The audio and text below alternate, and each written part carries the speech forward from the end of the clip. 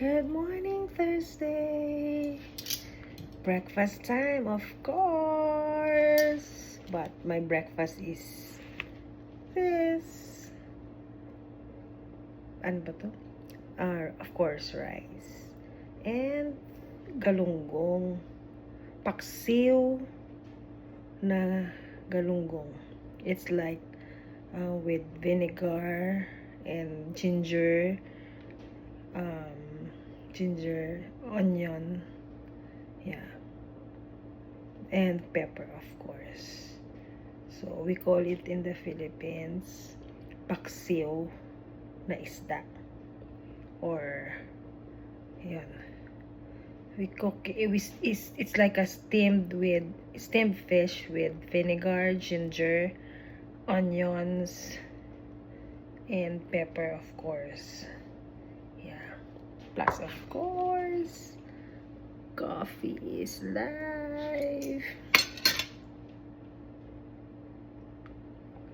Yumminess. Let's eat, guys. Now I sleep well for 10 hours. Yay! Because I didn't eat dinner. Supposed to be my meal now is the dinner last night, but I didn't eat, so kaya I sleep well for at least 10 hours.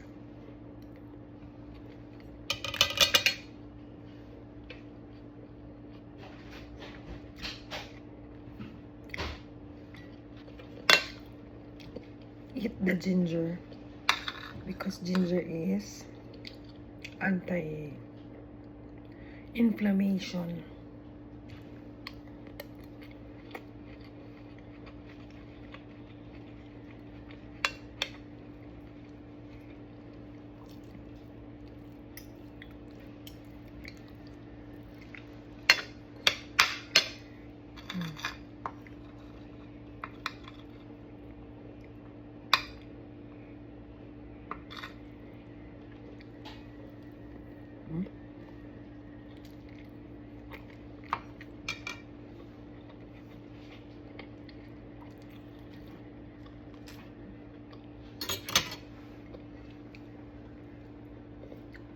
This was a gift for me last Christmas.